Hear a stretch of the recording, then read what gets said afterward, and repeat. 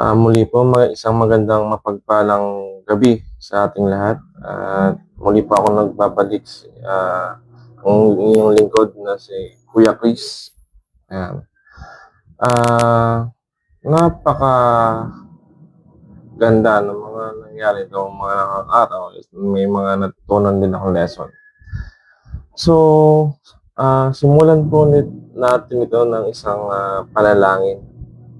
So, pikit po natin ang ating mga mata, tayo magsiyo po. At Ama naming Diyos, isang pagpalang gabi po sa ating lahat. Nawa po ay patubayan niyo po kami at gabayan sa aming tatalakaying topic ngayong gabi. Nawa po, Panginoon, ay ikaw na po ang maging sentro ng aming usapan, ng aming puso't isipan. At maging maganda nawa po ang talakayan ng salita ng Diyos na inyong kalooban. At dinadalangin po, Panginoon, ang aming mga kasalanan, nawa po yung inyong patawarin. At sa ngalan po ng iyong anak na si Jesu Cristo na aming tagapagligtas. Amen. So, guys, mga kapatid, muli po ako nagbabalik, mga kapatid, para magbahagi ng salita ng Diyos. At sa pagkakataong ito ay sana po ay may matutunan po kayo, Panginoon. Ang mga kapatid, sana nawa po ay may matutunan kayo sa aral at utos ng Panginoon nating Yesu Cristo. So, magbibigay po ako ng isang halimbawa. Ito po ay talakay na po na ito pero ulitin ko na po ngayon. So, mga kapatid,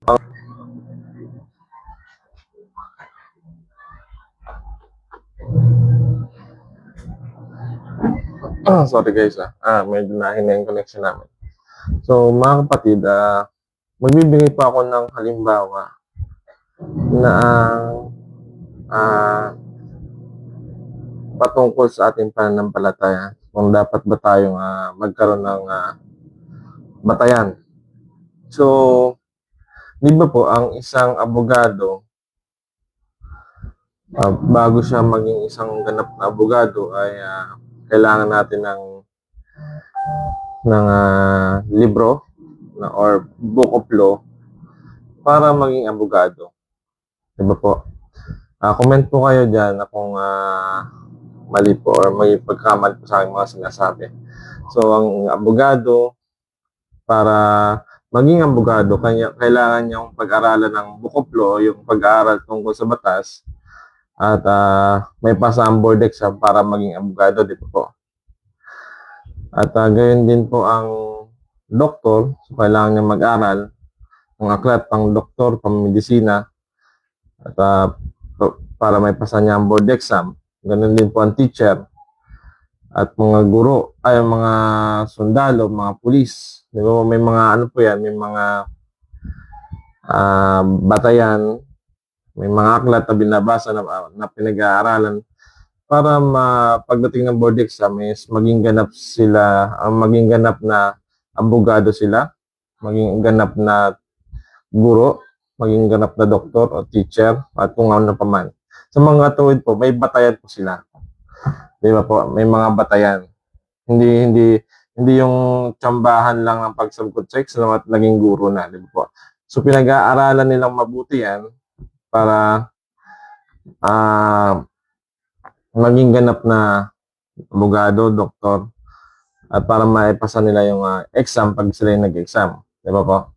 So, ganun din po ang ating pananampalataya. Kailangan natin ng basis para pagdating ng exam or yung paghukom, judgment ng Panginoon, ay may pasa natin yung ating pananampalataya o pag-ibig sa Diyos. Kailangan natin pag-aralan, ano ba yung batayan ng ating pananampalataya? So, ang batayan ng pananampalataya natin ay ang Biblia. So, kailangan natin itong pag-aralan. So, and kung ano may nandito, dapat sundin. Kasi meron din akong pinag-utos ng Panginoon na dapat nating sinusunod. So kapag napag-aralan natin to, siyempre dapat ina-apply natin sa buhay. And then para pagdating ng judgment at dumating ang Panginoon nating Jesucristo, mapabilang tayo doon sa nakapasa. O mapabilang tayo doon sa nakakasunod sa kalooban ng Diyos. Maliwanag po yan, no? Dapat may basis, hindi yung tsamba-tsamba lang. O ito lang, o ito ba, pinag-utos ba ito ng Diyos? O ito ba, utos ng tao? Dapat may basis po tayo, mga kapatid. Ang basis po natin, ang basis ng ating pananampalataya ay ang Biblia. Okay po? And may babasahin po akong talata. May babasahin po akong talata, mga kapatid, para katunayan na may basis tayo or yung ating sinasabi ay may basihan, hindi yung galing sa sabi ng tao, karunungan ng tao. Pero pag binasa natin, yan po ay galing sa kalooban ng Diyos o utos ng Diyos or sinulat yan. Kumbaga basis natin yun, diba? Kumbaga hindi tsambahan sa pagsagot. Kumbaga nakakasigurado po tayo na yung isasagot natin sa board exam, yun yung pinag-aralan natin. Kasi nga, binasa natin. Kung may basis tayo.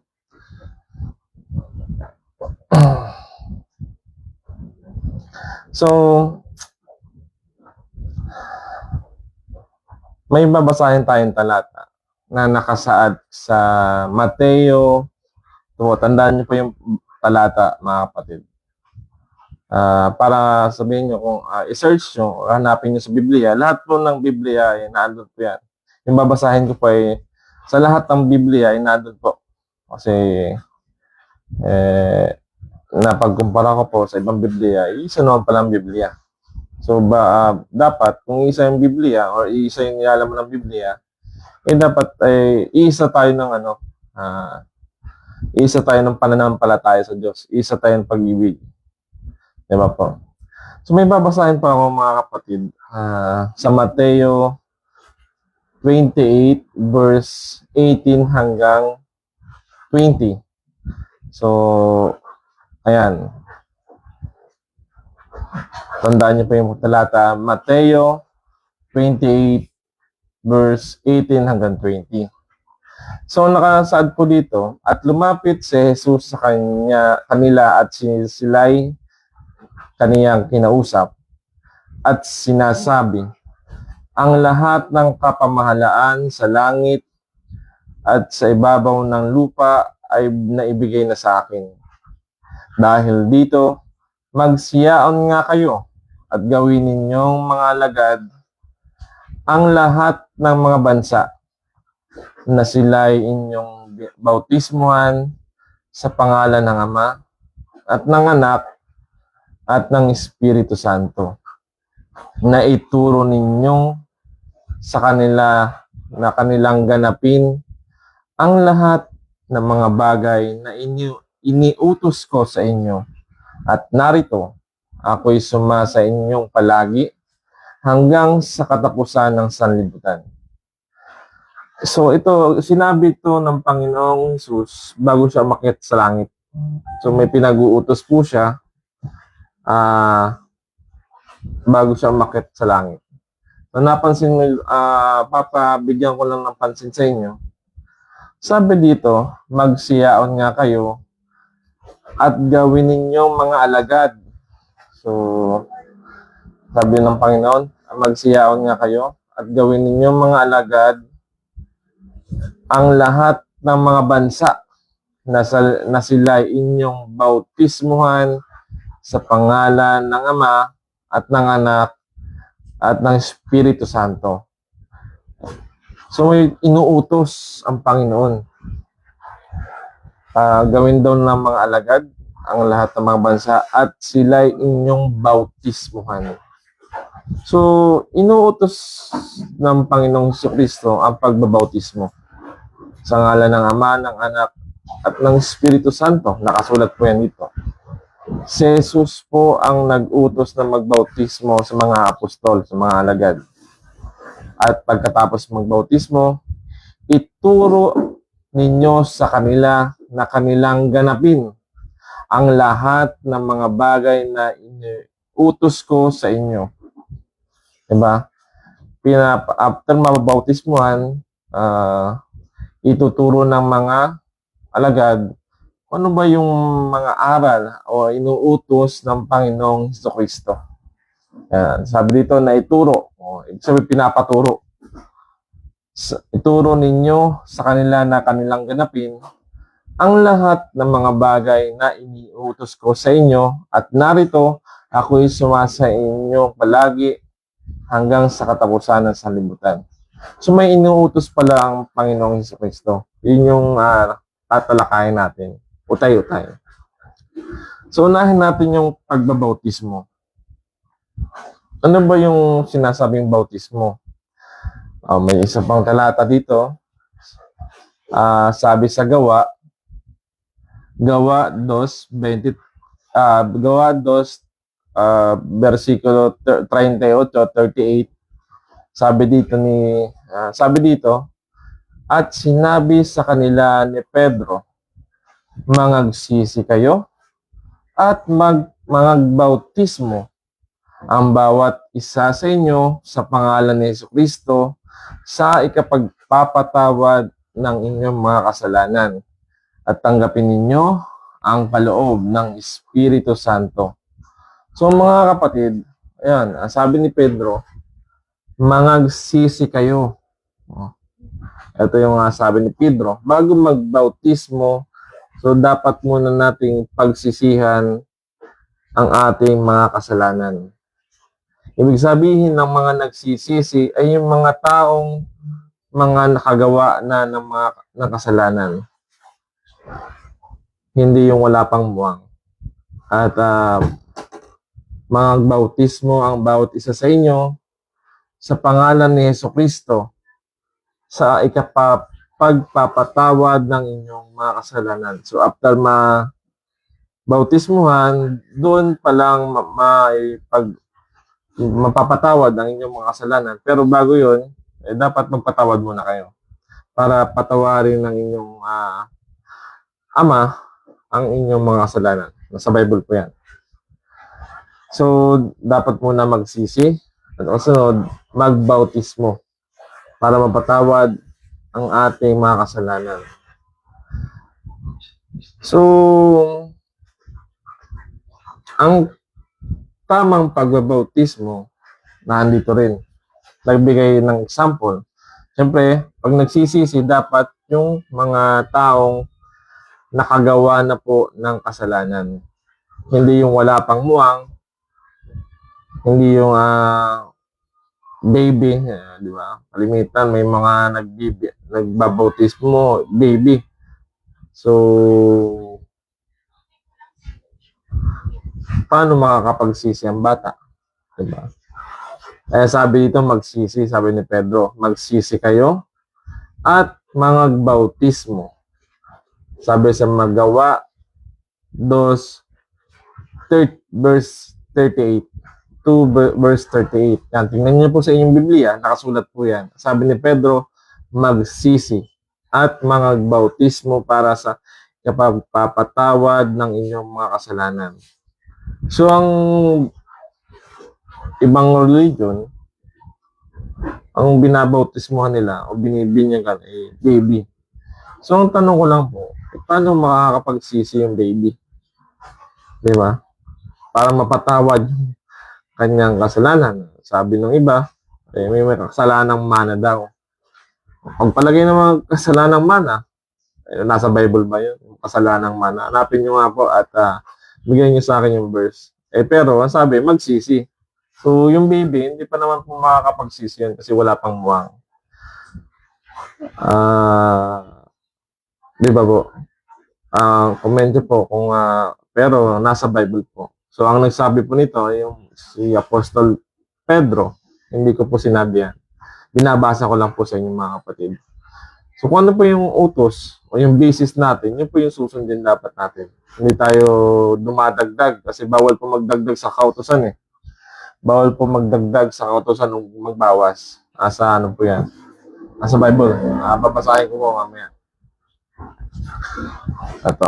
Paano ba yung tamang pagbabautismo? Nakasulat din po yan sa Bible. Yung tamang pagbabautismo, mga kapatid. So, nakasulat yan sa Mateo 3 verse 13 hanggang 17. Sabi dito, mga kapatid, nang magkagayoy na paroon si Jesus na mula sa Galilea at lumapit kay Juan sa ilog ng Jordan upang siya ay bautismohan niya.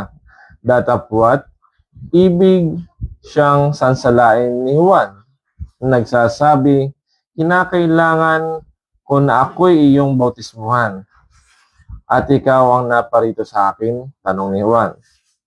Ngunit pagsagot ni Jesus ay sinabi sa kanya, payagan mo ngayon sapagkat ganyan ang nararapat sa atin, ang pagganap ng buong katuwiran.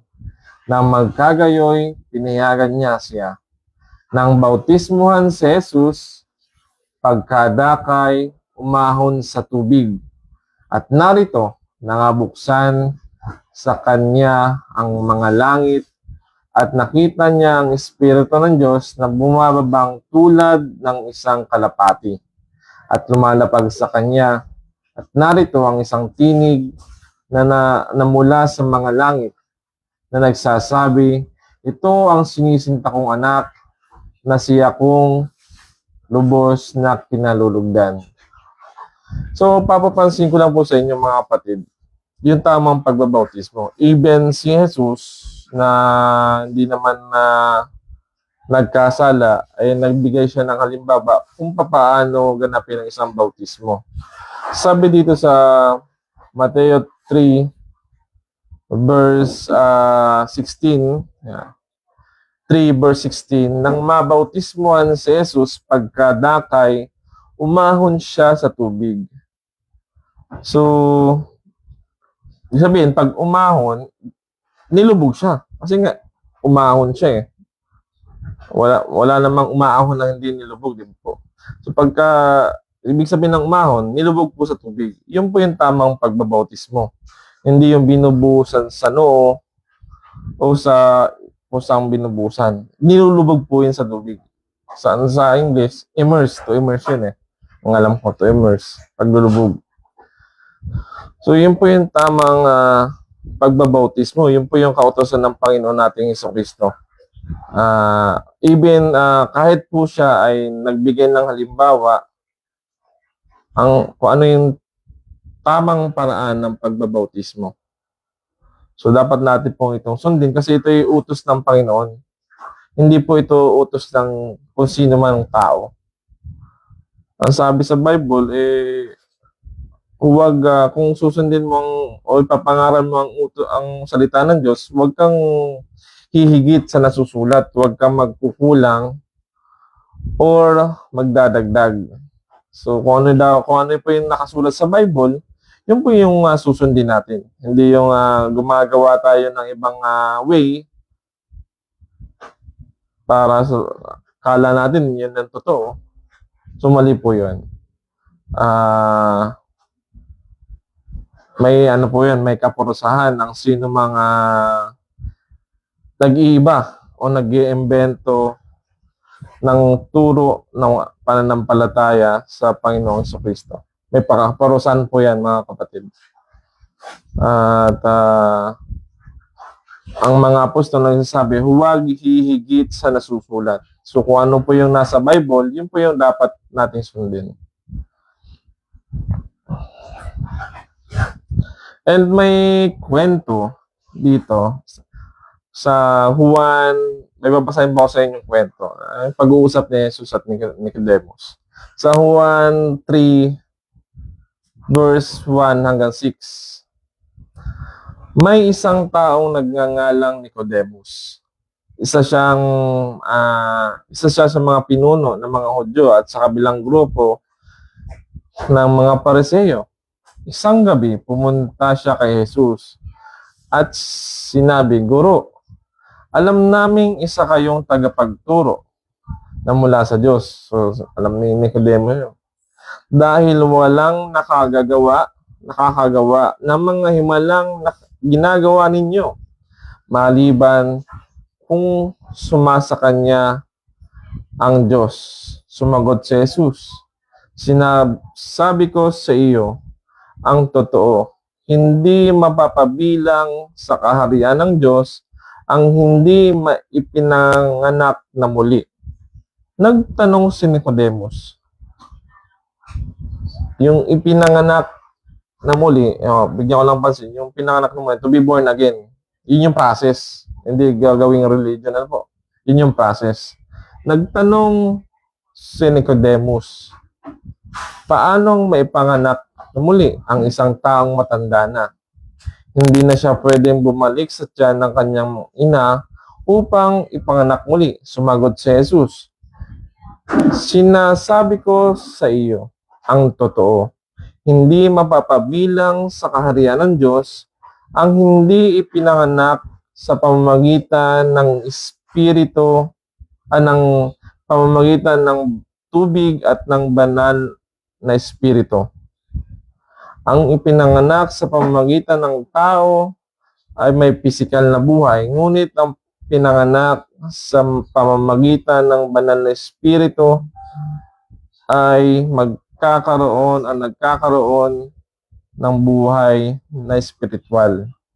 So, ipapapansin ko lang sa inyo, sinabi ni Jesus dito, hindi siya pwedeng, sabi sa 1:3 verse 3, sumagot si Jesus, sinasabi ko sa iyo ang totoo, hindi mapapabilang sa kaharian ng Diyos, hindi tayo mapupunta sa langit, ang hindi ipinanganak na muli.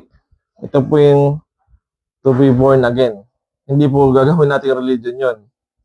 Ito yung process para mapabilang sa kaharian ng Diyos.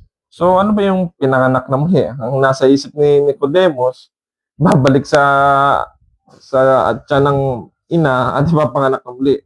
Yun yung literal. Ito kasi, pawang spiritual to yung sinasalita ni Jesus. So, ibig sabihin ng pinanganak na muli, sabi dito,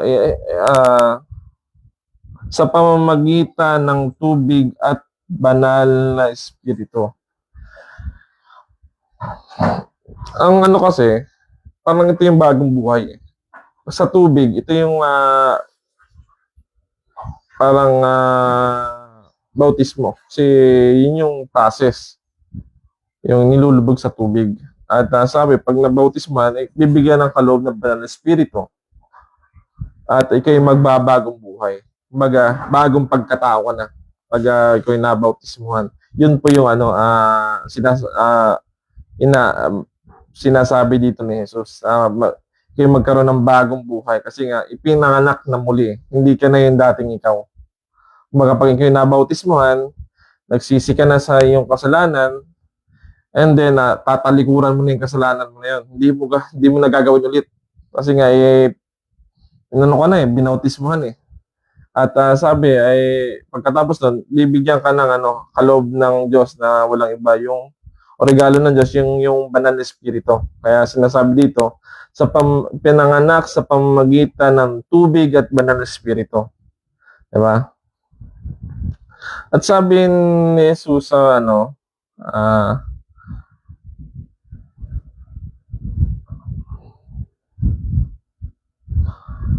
ito, may babasahin ako kung bakit hindi bata yung binabautismuhan. Kasi may sinabi si Jesus dito sa Mateo 19 verse 14. Sinabi ni Jesus sa mga tagasunod niya, hayaan ninyong lumapit sa akin ng mga bata. Huwag ninyo silang pigilan dahil ang mga katulad nila ay kabilang sa kaharian ng Diyos. So, kaya ang binabautismuhan ay yung mga may muwang, ay yung mga bata kasi kabilang pa sa kaharian ng Diyos. Kapag yan ay, kung ano mangyayari sa kanila, yun ay ligtas. Kasi wala pang mga muwang yun eh. Kasi sinabi ni Jesus na ang mga katulad nila ay kabilang sa kaharian ng Diyos. So, kaya ang pagbabautismo, yung mga nakagawa ng kasalanan at yung may mga buwang. Okay po. And then, may isa pa akong babasahin sa inyo, mga kapatid. Mabasa nyo sa 1:14 verse 6 hanggang 7. 1:14 verse 6 hanggang 7. Ang sabi dito, sumagot si Jesus, ako ang daan, ang katotohanan at ang buhay. Walang makakarating sa Ama kung hindi sa pamamagitan ko. Kung kilala nyo ako, kilala nyo na rin ang aking Ama. At ngayon nga ay kilala at nakita nyo siya. Nasabi ni Jesus. So, bibigyan ko lang ng pansin yung sinabi. Akala ko dati kasi yung ito, walang ano lang, basta sinabi niya na walang meaning. Ito pala, napakalalim ng kahulugan, mga kapatid. Sumagot si Jesus. Ang sabi niya, ako ang daan, ang katotohanan at ang buhay. Walang makakarating sa Ama kundi sa pamamagitan ko. So, di ba? Wala daw makakarating sa Ama kundi sa pamamagitan ni Jesus. So, anong sinabi ni Jesus? Ako ang daan. Di ba? Bibigyan ko lang ng pansin, isa-isahin natin itong tatlong ito. Sabi niya, ako ang daan. Kung sa literal, ang daan is yung lalakaran, di ba? Pagdaan, lalakaran natin yan. Kung sinabi ni Jesus siya ang daan, so, pagdating sa spiritual, lalakaran natin yung kanyang aral, yung kanyang kautusan. Dapat yung kautusan, syempre dapat natin sundin yung aral, dapat natin sa buhay. So yun yung lalakaran natin. Yun pala yun. Dapat nating lakaran ang kanyang aral at sundin yung kanyang kautusan. Okay? And then ang katotohanan. So katotohanan. Ibig sabihin, siya lang ang totoo. Ang anumang kasinungalingan ay hindi aral ni Kristo yun. Anumang wala sa Bible, hindi aral ni Kristo. Yun ay anti-Kristo. Sabi niya, siya ang katotohanan eh. Hindi naman siya nagsisinungaling eh. Parang yung mga sinabi niya, pinag-uutos niya, yun ang totoo at katotohanan. Ang kabaligtaran ng katotohanan ay kasinungalingan. So anumang kasinungalingan o mga maling gawain ay hindi kay Kristo yun. Yun ay sa anti-Kristo, sa demonyo, sa diablo. So, yan. Naintindihan niyo na po, anumang kalikuan, anumang kasinungalingan, anumang hindi mabuti, ay hindi kay Kristo yun. Sa diablo po yun, mga kapatid. So, anumang sa diablo, pagbabayaran yun, ang gumagawa ng mga gayon. Yun pa yung magpupunta sa impyerno. Kung hindi magbabago, hindi magsisisi at susunod sa mga aral ng Panginoong Jesucristo. And then, pangatlo, dito ay sabi niya,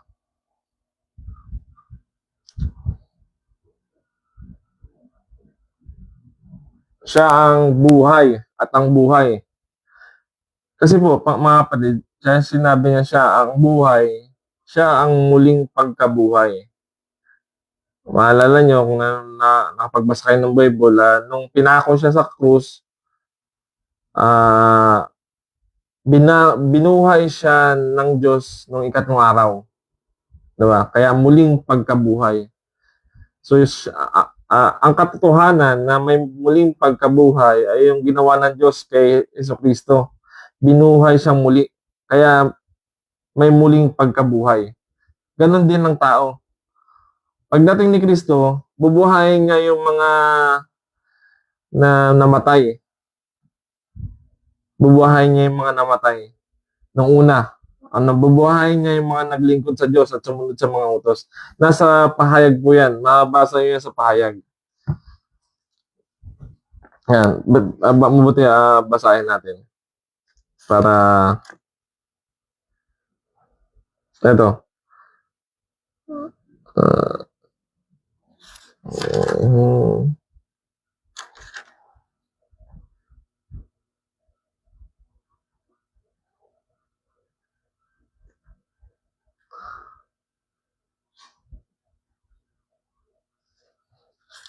So, ito. Dito sa pahayag 20 verse 5 ay verse 4. Pahayag 20 verse 4, basahin ko po sa inyo. Pagkatapos may nakita akong mga trono at mga nakupo roon sa binigyan ng karapatang humatol. Nakita ko rin ang kaluluwa ng mga taong pinugutan ng ulon dahil sa pangaral nila tungkol kay Jesus. At dahil sa pagpapahayag nila sa salita ng Diyos, ang mga ito ay hindi sumasamba sa halimaw o sa imahen. So, yung mga ito, yung mga pinugutan ng ulo na nangangaral tungkol kay Jesus, hindi siya sumasamba doon sa halimaw at doon sa imahen, mga rebulto. Yun po kasi Diyos-Diyos ay mga rebulto eh. At hindi tumatanggap ng tatak nito sa noo at kanang kamay nila. Binuhay sila at binigyan ng karapatang maghari. O sabi dito, binuhay sila. Nung dumating si Jesus, binuhay sila at binigyan ng karapatang maghari sa nakasama ni Kristo. Diba?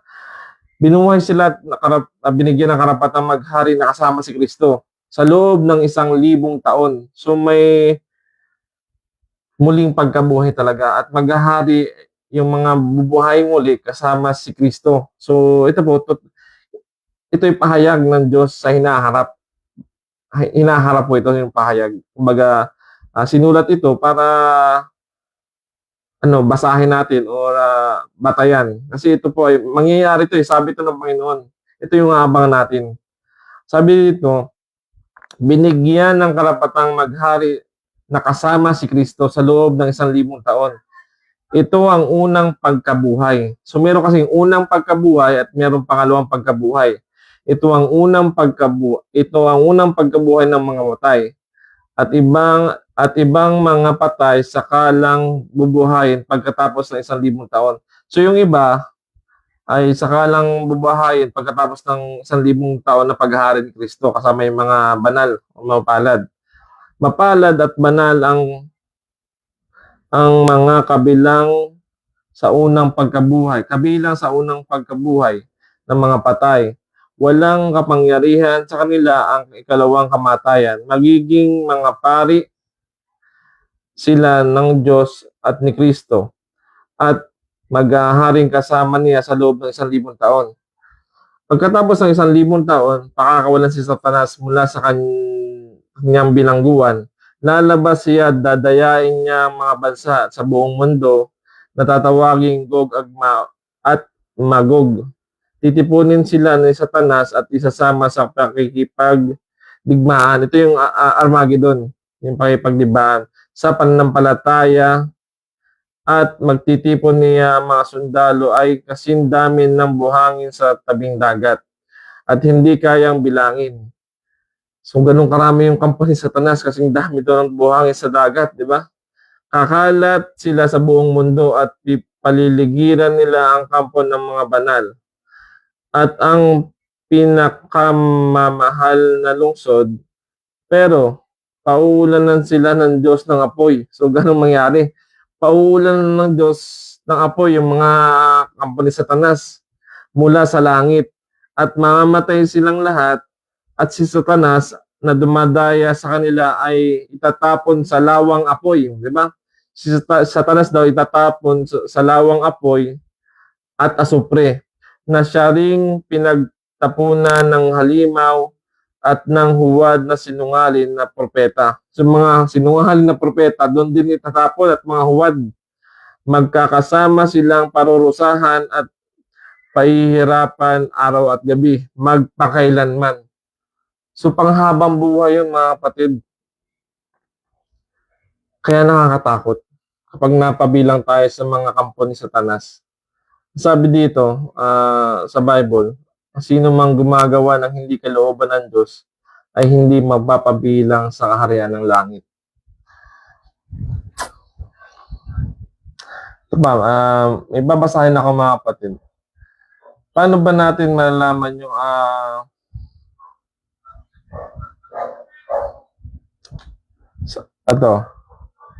sa di ba sabi niya siya ang buhay at muling pagkabuhay at siya ang buhay na walang hanggan. Kasi sabi sa John 3:16, sapagkat ganito ang pag-ibig ng Diyos sa mga tao na sa sanlibutan. Ibinigay niya ang kanyang bugtong na anak upang ang sinumang sumampalataya sa kanya ay hindi mapahamak, kundi magkaroon ng buhay na walang hanggan. So kung sino pa yung nananampalataya sa Panginoon, Yesu Kristo, ay hindi mapapahamak daw bagkus ay bibigyan niya ng buhay na walang hanggan. Kung sumasampalataya, paano ba yung tamang pananampalataya sa Panginoon? Ito o yung pag-ibig natin sa Diyos. Ito nakasulat. Nakasulat ba ito? Sa Juan 14 verse 15 hanggang 17. Juan 14, 15 verse 17. Sabi dito, kung mahal nyo ako, susundin nyo ang aking mga utos. So kung mahal pala natin ang Diyos, susundin natin ang lahat ng mga utos. Susundin nyo ang aking mga utos. O anumang utos ng Panginoon na nasa Bible, susundin natin. Kung hindi natin nasusunod yun, yung mga utos ng Panginoong Kristo, sorry na lang mga kapatid, hindi tayo mababilang sa kaharian ng Diyos. At sabi dito, sabi pa ni Jesus, at hihilingin ko sama na bigyan niya kayo ng isang tagatulong na sa inyo magpakailanman.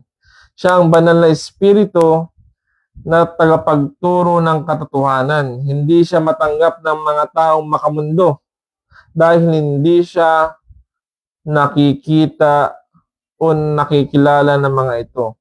Pero kilala niyo siya dahil kasama niyo sa inyo magpakailanman.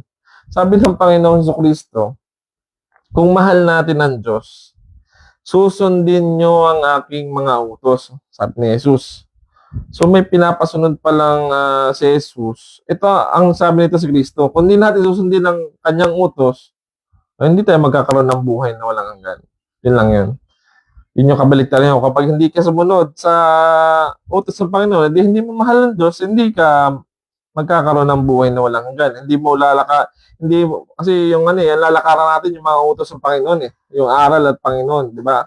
Sabi ng Panginoon sa Kristo, ako ang daan, ang katotohanan ng buhay. So, kung di natin malalakaran ang kanyang aral at mga utos, sabi dito, hindi tayo makakarating sa Ama.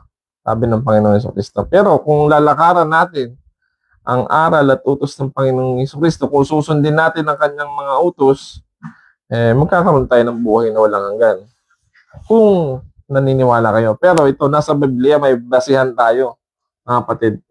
May basihan po tayo. Hindi ito tsamba-tsamba lang, kagaya ng exam. So may basis. Dapat alamin natin kung ano yung utos ng Panginoon. Ano ba yung utos ng Panginoon? Ito sample.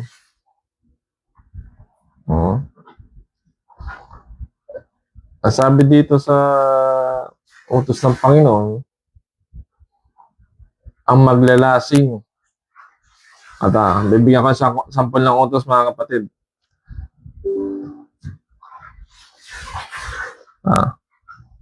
Ito, utos to ng Panginoon Hesus Kristo.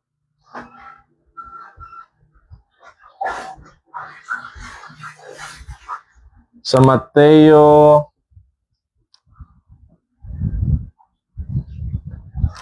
sabi sa Mateo 5 verse 28 hanggang 29, ngunit sinasabi ko sa inyo, ang sino mang tumingin sa isang babae ng may mahalay na pagnanasa ay nangangalunya na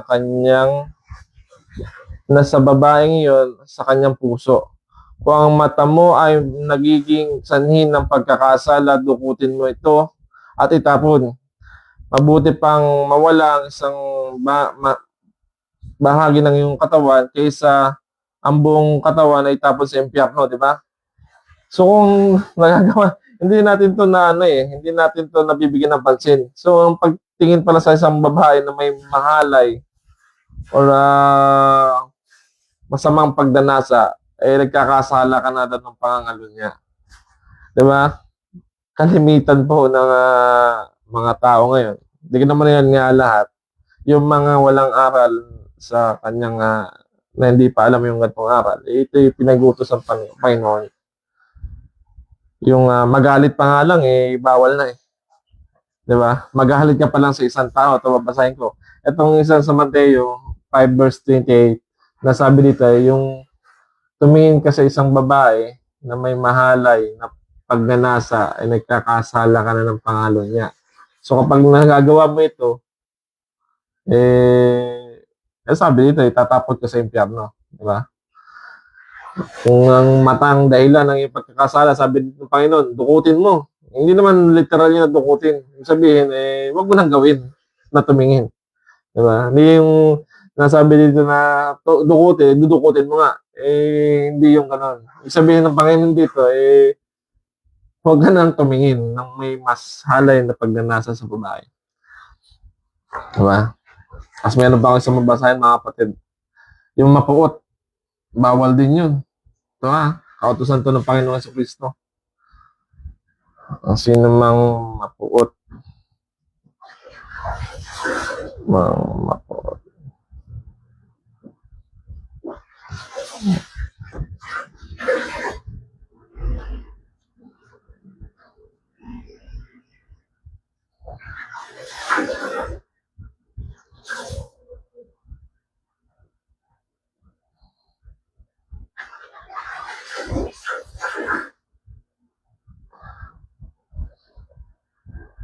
Sabi dito sa Mateo 5 verse 22, ngunit ang sabi ni Jesus, si Jesus po nagsasalita dito, mga kapatid.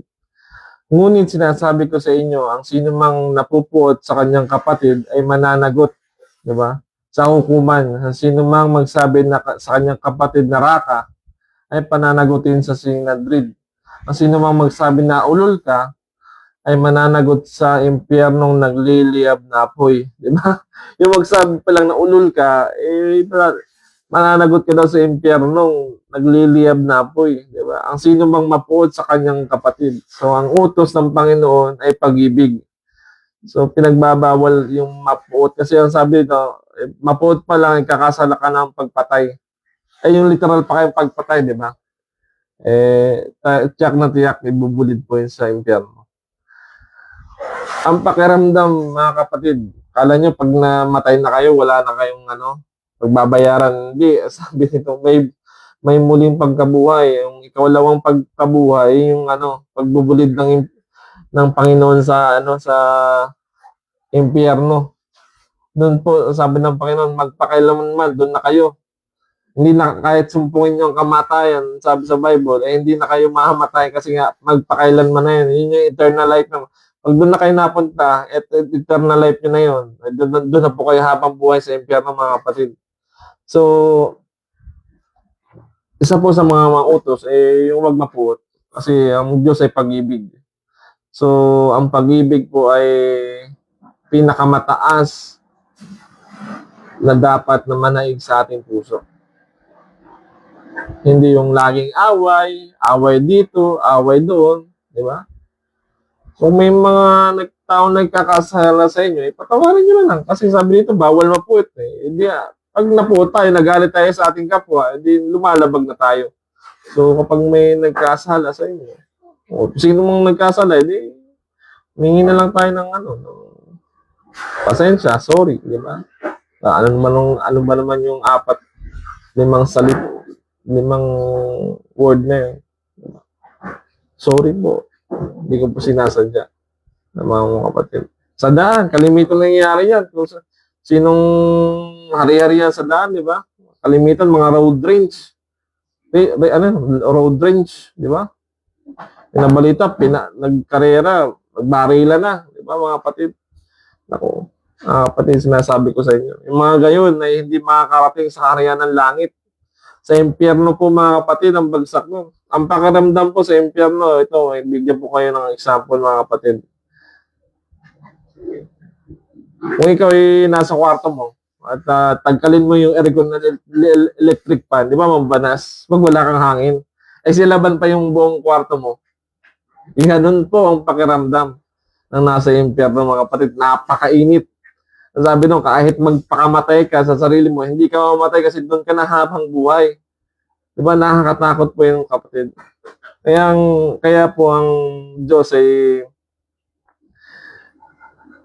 may mga taong tinatawag para ipaintindi sa mga tao rin yung kanyang utos, yung kanyang kalooban, mga kapatid. Ano po ba yung gusto nyo? Mapunta sa kaharian ng langit? Mabulid sa impyerno? Dalawa lang naman po yan eh. Mabuti or masama. Doon ka sa matuwid or mabuti, di may sasama po tayo sa kaharian ng langit, mga kapatid. Pero kung ikaw ay laging sa kalikuan, lagi mong sinusuway ang kalooban ng Diyos, doon ka sa impyerno, di ba? Dalawa lang po yan. Pag dumating ang Panginoong sa Kristo at naghukom na siya, mga kapatid, wala tayong magagawa. Kung saan tayo, doon na tayo. Kaya ito may Biblia, ito yung basis natin. Kahit hindi naman nagpakita sa atin si Jesus Kristo, may batayan po tayo na sinulat ng mga apostol. Kaya po, tao ang pinagsulat niyan. Kaya po, apostol ang pinagsulat niyan para maintindihan ng tao. Kasi kung ipapasulat yan sa manok, hindi po natin maintindihan yan, mga kapatid. Di ba? Kung ipapasulat sa anghel, yung mga kautosan na yan, yung mga aral ni Kristo, hindi, iba po ang lingwahe ng mga anghel, lalo mga unggoy, di ba? Kaya po tao ang pinagsulat niyan para maintindihan natin, para maunawaan po natin yung aral ng Panginoon sa Kristo. Sabi nila, gawa-gawa ng tao. Natural. Tao talaga gumawa yan para maunawaan natin, para maintindihan po natin at sundin. Kung hindi natin nasusunod ang aral at ng kautosan ng Panginoon sa Kristo, wala na po akong magagawa doon. At least ginawa ko po yung part ko. Bakit ako tinawag ng Diyos para parating sa inyo, mga kapatid, yung kalooban ng Panginoong Kristo. Dapat tayo laging humble lang. Diba? Sabi sa Biblia, ang nagpapakataas ay ibababa, ngunit ang nagpapakababa ay itataas ng Diyos. So, dapat laging lang tayo. Humble, laging mababang loob lang. Diba, mga kapatid? Sinasabi nito, ang nagpapakababa ay itataas ng Diyos. Sasama niya sa kanyang kaharian. Meron pa ako sa inyo mabasahin, mga kapatid. Isa pa sa mga kautusan. Huwag po kayong magagalit. Ito po nasa Bible. Binabasa ko lang, mga kapatid. Hindi po ako nag-utos nito. Ang nag-utos nito ang Panginoong Kristo. Kaya, kung hindi kayo mahilig magbasa ng Biblia, ako po yung ginagawang kasangkapan ng Panginoon, mga kapatid. Para ako na yung magbasa at iparating ko sa inyo yung kautusan ng Panginoon. Bibigyan ko po kayo ng sample, mga kapatid. Ano ba yung isa pa? Marami pa yan eh. Yung mga binabasa ko sa inyo, mga sample pa lang yun, mga kapatid. Marami pa yan kung pag-aaralan natin yung buong Biblia.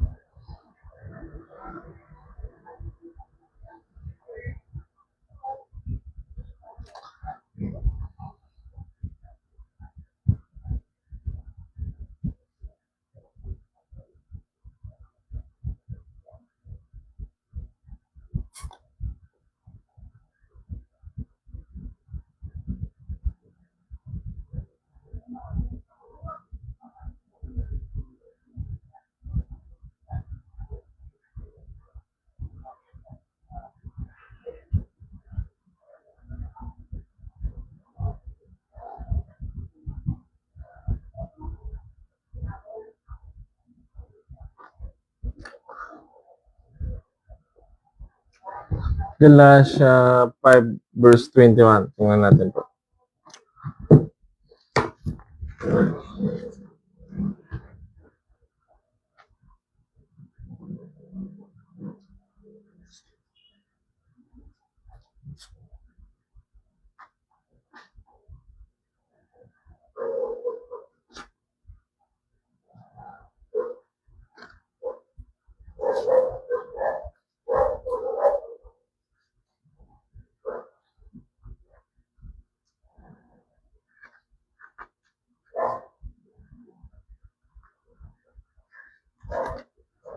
Colossians. Yes. Galatia 5 verse 21. Ang sabi dito sa Galatia 5 verse 21. Ito po, mga kapatid. Ito po Galatia, sulat to ni San Pablo. Sabi po dito sa Galatia verse 21. Simulan natin sa verse 16. Kaya mamuhay, Galatia 5 verse 16, simulan natin doon. Kaya mamuhay kayo ng ayon sa banal na espiritu para hindi ninyo mapagbigyan ang pagnanasa ng laman. Sapagkat ang ninanasa ng laman ay laban sa nais ng espiritu. At ang nais ng espiritu ay laban sa ninanasa ng laman. Magkalaban ang dalawang ito, kaya hindi ninyo magawa ang gusto ninyong gawin. Ngunit kung magpapasakop kayo sa banal na espiritu, hindi na kayo sakop ng kautusan. So, dapat daw pala magpasakop tayo sa banal na espiritu. Yung banal na espiritu, yun po ay binibigay sa atin ng Panginoon Diyos kapag tayo nabautismuhan. Pag tayo nilubog sa tubig. So yun yung tagagabay natin upang tayo gumawa ng mabuti, gumawa ng matubid, at umiwas sa kalikuan. Yun po yun, yung banal na espiritu. At ang sabi dito sa verse 19, Galatia 5 verse 19, ang mga taong sumusunod sa ninanasa ng laman ay makikilala sa gawa nila sexual na immoralidad. Yung sexual na immoralidad po, yun yung hindi tamang pagtatalik. Example, babae sa babae, lalaki sa lalaki, hindi po yan, hindi usual yan, hindi yun ng Panginoon, hindi yan kalooban. So, ang mga bagay na sorry po dyan mga kapatid. Sorry po sa mga tatamaan. Kasi nga po, ako ay kinakasangkapan ng Diyos para ang lahat ng mga maling gawain ay iwasan na natin. Ang sexual na immoralidad.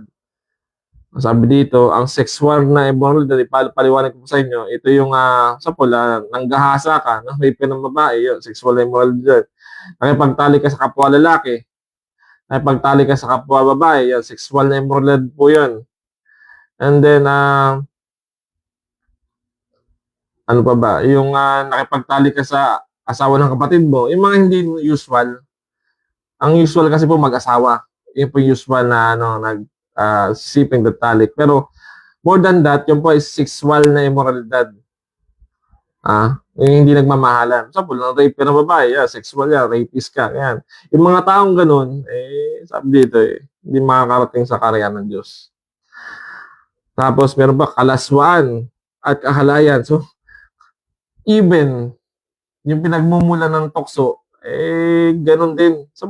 Sabi dito, kalaswaan, kahalayan, yung mga nagsusuot ng mga mapanukso sa mga lalaki. Sabi, ikaw kita, pusod na lang ang may tapis na lang sa'yo, yung ito na lang, parte dito, kita yung pusod, tapos kita yung kung anong lahat na pinakita. Diba? Yan ay source ng source ng tukso, mga ganyang babae.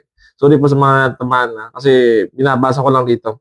Kahalayan, yun po kasi kahalayan yun Hindi kahinhinan, kahalayan po ang tawag yan. Kalaswaan. So ano ba yung mga laswa? Diba? Yung hindi maayos. Diba? Mga ganun po. Pagsamba sa mga Diyos-Diyosan. So kabilang dito mga kapatid, pagsamba sa Diyos-Diyosan. Yung tinatawag po kasi na Diyos-Diyosan regarding sa Bible, ito yung mga ribulto. Diba? May mata, ngunit hindi na, sabi dito, may mga mata, ngunit hindi nakakita, may ilong, ngunit hindi nakakaamoy, may bibig, ngunit hindi nakakanguya, may tainga, ngunit hindi nakakarinig, may kamay, ngunit hindi nakakatangan, may paa, ngunit hindi nakakalakad. So mga tuwid, yung Diyos-Diyosan po kasi, yun yung rebulto na tinatawag. Sabi sa Exodus 20 verse 4, huwag kayong gagawa ng larawang inanyuan. So yun po yung mga rebulto. Yung paggawa pa lang ng larawang inanyuan, pinagbabawal na mga kapatid. So yun yung kasi yung Diyos-Diyosan. Yun yung Diyos-Diyosan na tinatawag sa Bible, yung mga rebulto. Kasi sapagkat ang Diyos ay Espiritu, di ba? Kaya dapat daw sambahin natin ang Diyos sa Espiritu at katotohanan. Ano ba yung Espiritu? Di ba walang ano yun, material na bagay. Hindi natin nahahawakan. Diba, hindi po natin nahawakan yung Espiritu. Basahin natin yung mga kapatid na yung Diyos ay Espiritu para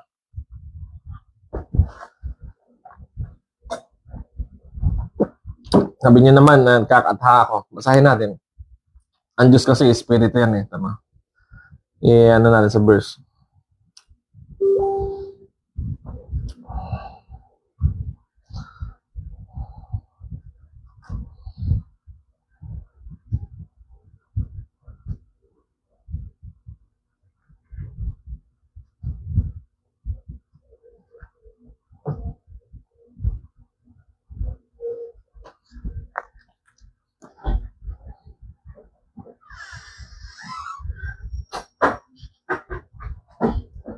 So, nakasulat dito sa Juan 4 verse 24. Tandaan niyo mga kapatid yung talata. Sa Juan 4 verse 24, sabi dito, ang Diyos ay Espiritu at ang mga sa Kanya ay nagsisisamba at kailangan magsisamba sa Espiritu at sa katotohanan.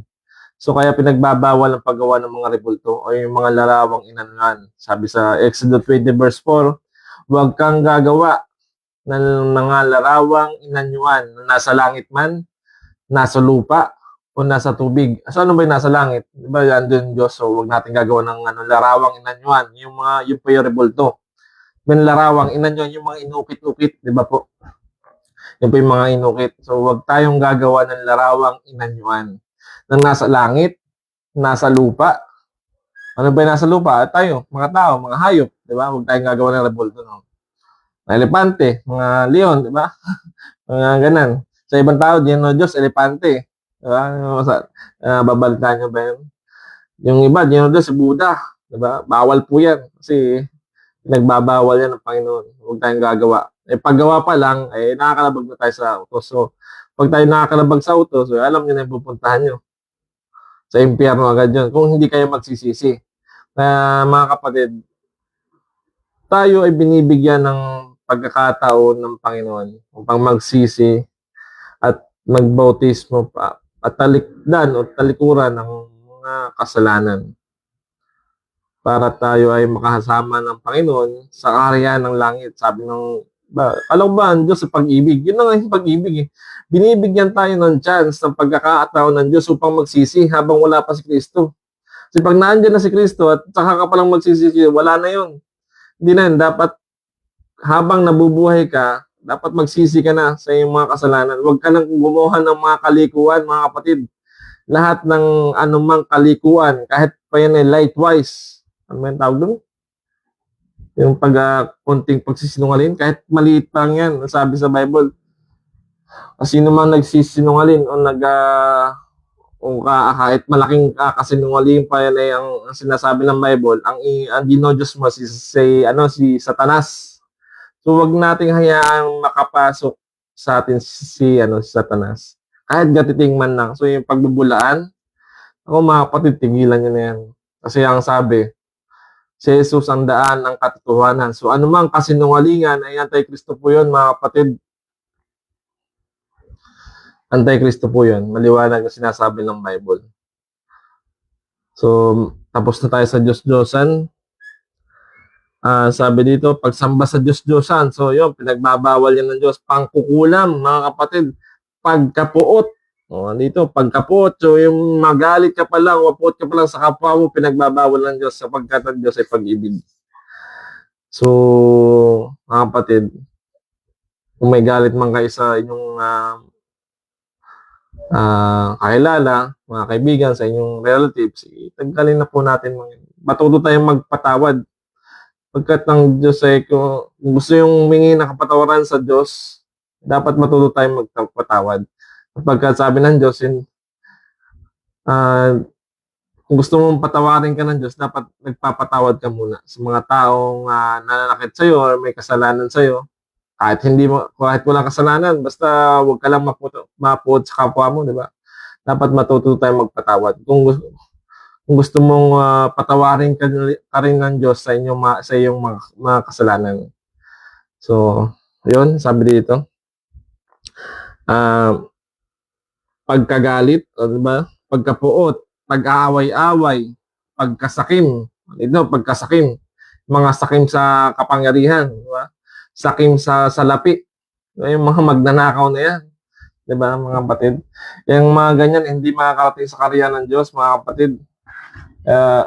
Tigilan nyo na yung pagkasakim sa kapangyarihan, pagkasakim sa salapi.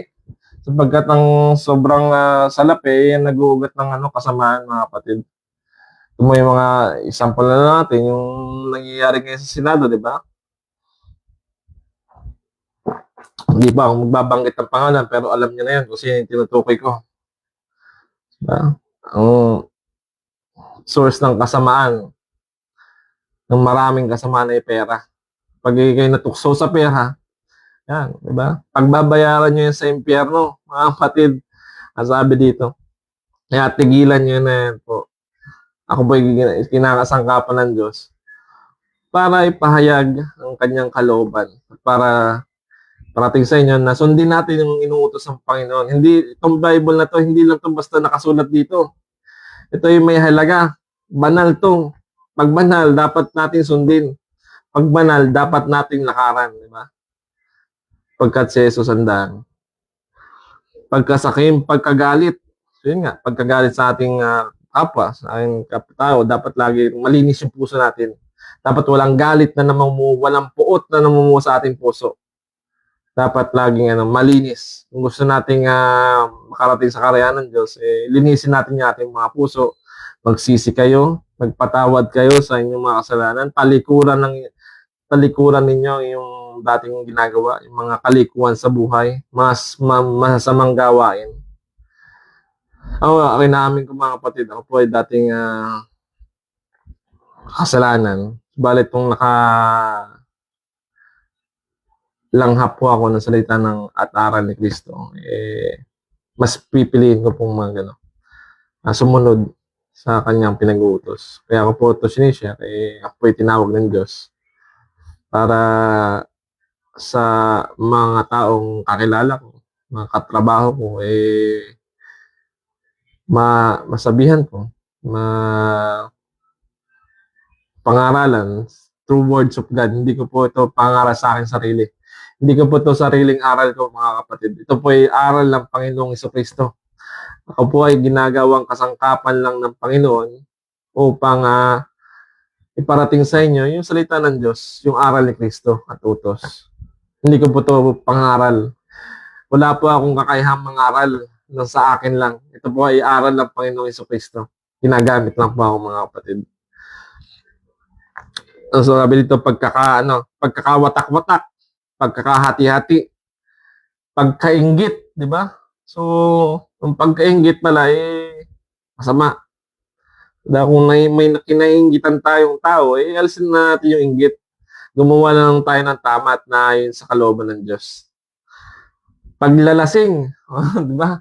Sorry po sa mga matatamaan kasi nakabilang po dito paglalasing.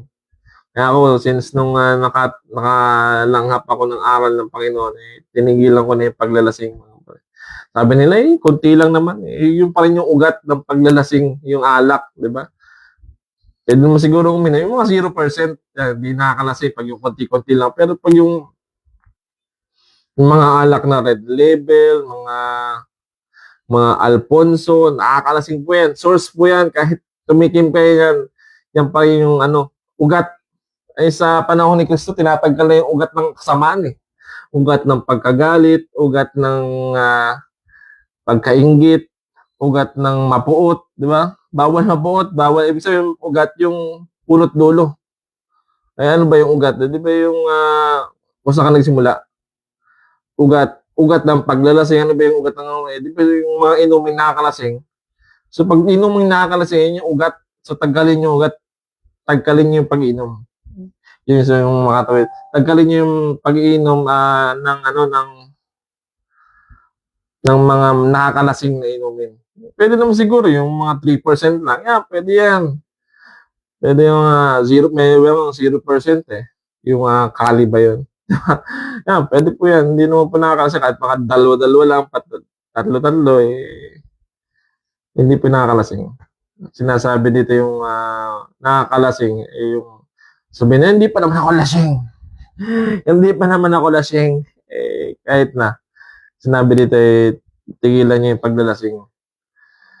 Kasi yung ugat ng paglalasing, pag inom ng matatapang na inumin, katulad ng Black Label, kaya matatapang na inumin yan.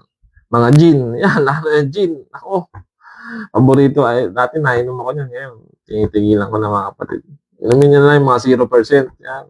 Hindi naman nakakalasing yan. Sinasabi dito eh, paglalasing. So, yung source ng paglalasing, tinatagkal yan. Source ng pagkagalit, pagkainggit, huwag nyo na kayong subukan. Yung mga ugat ng pagkagalit, ugat na pag nagalit na kayo, di kaya nyo na. Kaysa magkasala lang kayo sa Diyos, di ba? Hindi kayo sa akin nagkakasala, mga kapatid. Hindi ko po ito kautusan. Kautusan ito ng Panginoong Jesucristo. So, kapag ginagawa niyo itong mga bagay nito, nagkakasala kayo sa Diyos. Hindi sa akin po. Ako ay ginamit lang ng Panginoon para mangaral. Para iparating sa inyo kung ano ba yung salita ng Diyos. Kanyang kautusan, di ba po? Pagkahilig sa kalayawan, di ba? Oh, ito, kalimitan. Pagkahilig sa kalayawan. Isang kalayawan, yung ito na lang, yung gusto nating masunod. Gusto natin mag-disco, gusto natin mag-travel, di ba? Nalimutan natin yung pagpasalamat sa Diyos. Lagi tayo nagta-travel, di ba? Sabi nila, life is too short. Kaya, enjoyin ko na lang ang buhay. Mali po yun. Enjoyin ko lang lagi mag-disco kasi may clear ng buhay. Mali po yun. Ano kung bakit mali? Kasi pag lagi niyong ginagawa yun, yung mga pag-disco,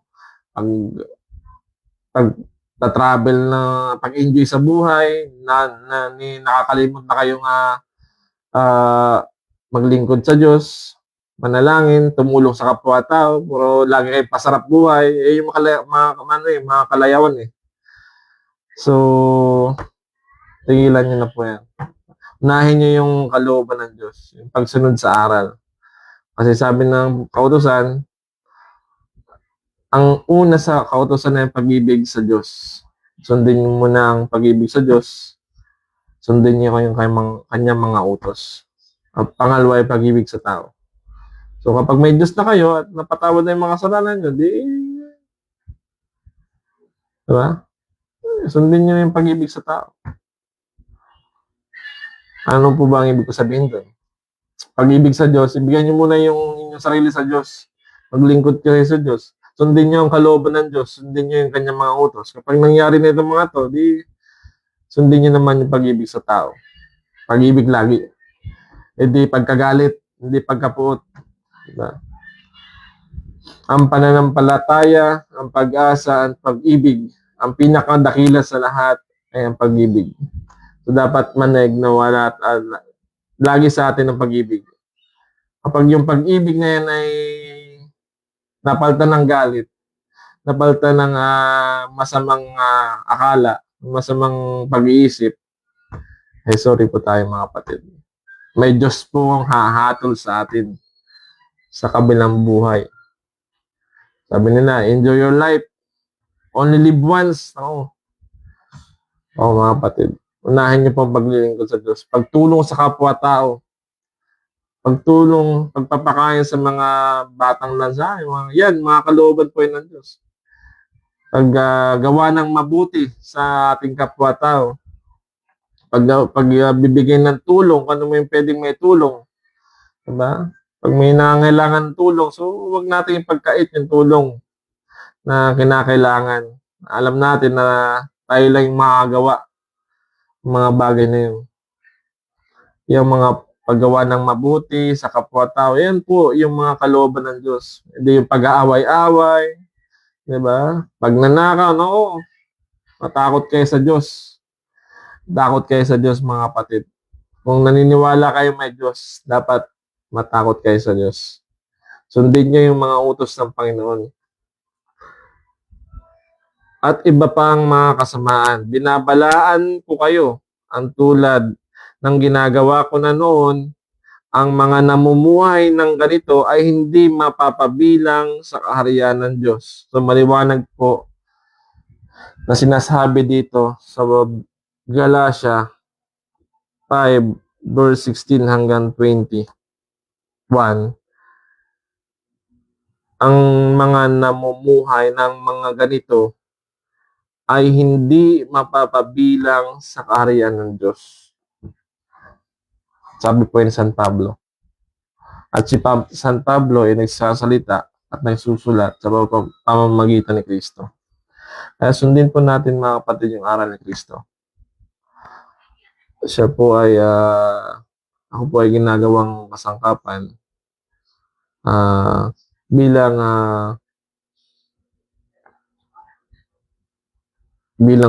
tagapaghatid ng mensahe sa inyo, mga kapatid, sa mga katrabaho ko, sa mga kapamilya ko. Unawain po natin ano ba yung kautusan ng Panginoon. Diba? Nabanggit ko yan, huwag kayong gagawa. Diba? Ng larawang inanyuan, huwag nyo itong paglilingkuran. Mga kapatid, yan po ay kautusan ng Panginoon. Huwag kayong sasamba sa Diyos-Diyosan. Diyos-Diyosan po, ribulto yun. So, yun po ay kautusan ng Panginoon. Alam niyo na kung sino yung may mga ribulto sa mga religion nila. Yan po ay pinagbabawal ng Panginoon sapagkat ang Diyos ay Espiritu, kaya sa Kanya ay nagsisamba sa Espiritu at katotohanan. Ang Espiritu po ay hindi natin nahawakan. Walang material na bagay. So, ang pagsamba sa Diyos ay Espiritu at katotohanan. So, ito lang, mga kapatid. At sa mga susunod na araw ay iisa-isahin natin, mga kapatid. Ano ba yung kautusan ng Panginoon? Kung di po na ituro ng mga ministro sa inyo, mga paring Katoliko,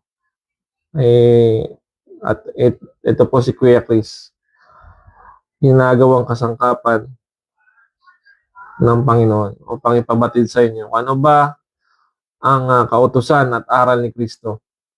Sabi ni Kristo, ako ang puno ng ubas, ang hiwalay sa akin ay parang mga batay. Nagsisampalataya sila, ngunit para silang mga patay. Ngunit, ang sinumang nasa akin, ang sinumang sumusunod sa aral ng Panginoon si Kristo ay pagbubungahin, palalaguin. Diba? Sabi ni Jesus siya. Siya ang ating guro, siya ang ating pastor. Walang iba.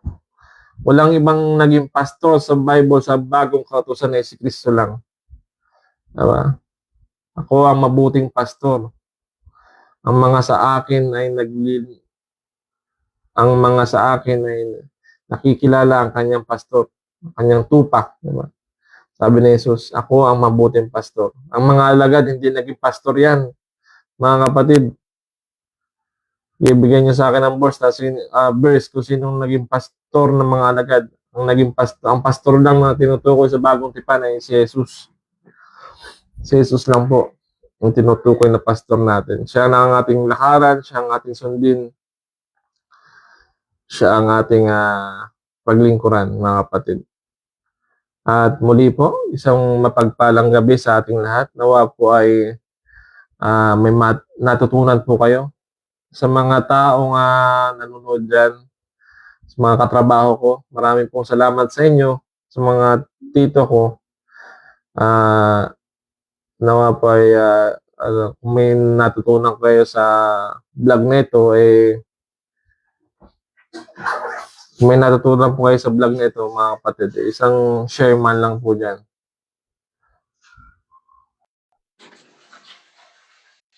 Ingat po. Salamat sa Diyos.